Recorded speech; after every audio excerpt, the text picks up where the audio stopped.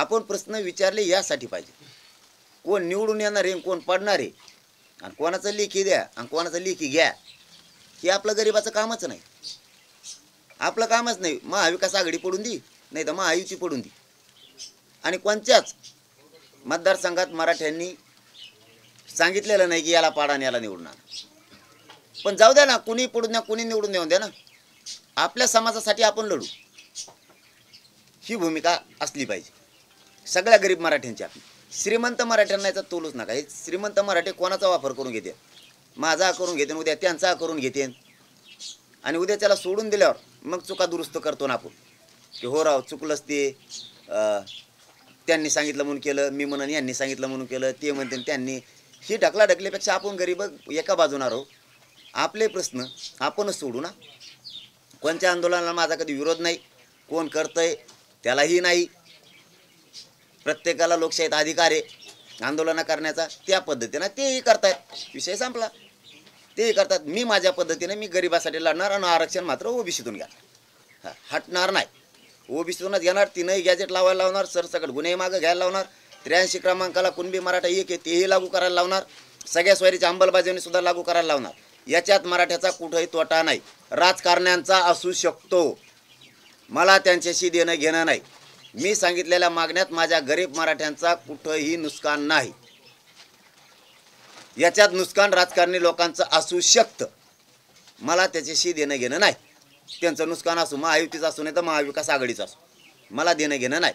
गरीब कसा मोठा होईल त्यासाठी मी काम करतोय. पण यांना या आमदार मंत्री खासदार सरकार गृहमंत्री यांना का वाटतंय गरीब मराठा मोठा होऊ नये. संभाजीनगरमध्ये एक मुलगी जी आहे ती मागच्या 8 दिवसांपासून आमरण उपोषण करते मराठा आरक्षणासाठी शिवरायांच्या पुतळ्याजवळ. काय बरं का तुम्हाला सांगतो मी, सरकार जर असंच करत राहिलं तर लोक आंदोलन नाही करणार तर काय करणार? किती दिवस वाट बघणार यांची? लोक आंदोलन नाही करणार तर काय करणार? लोकशाहीनं मी आत्ताच सांगितलं सगळ्यालाच अधिकार दिलेला आंदोलन करण्याचा, करू शकतात. जर सरकार असंच करत राहिलं तर लोक आंदोलन करणारच ना. दादा, बार्शीच्या आमदारांनी असा आरोप केला आहे की तुमच्या सोशल मीडियाच्या पाठीमागे आमदार रोहित पवारांचा हात आहे. म्हणजे आता तुमच्याकडे माझ्याकडे नोंद आली SIT, नोंद आहे SIT त्या टाकून मध्ये त्यांना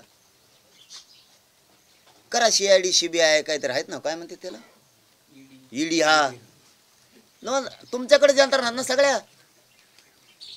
मी खुलं का बोलतो, मागं नाही म्हणून नसता दचकत बोलतो माणूस, मागं असल्या दचकत बोलतो. कारण नेत्यांचं काम असं असतं, मंत्र्यांचं सरकार चालवणाऱ्याचं काम असं असतं, पुढं घालून द्यायचं, जवळ उचलतंय तोवर त्याला पाठबळ द्यायचं. पण ज्याला आपण उचलायला लावलं, आमदार असू द्या मंत्री असू द्या, ते जर काही असं ढळायचा अंदाज दिसला की ते लगेच अंग काढून घेते.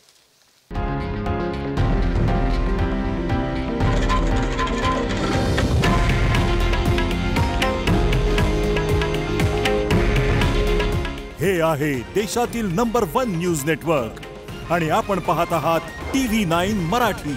काळजी तुमची, हित महाराष्ट्राचं.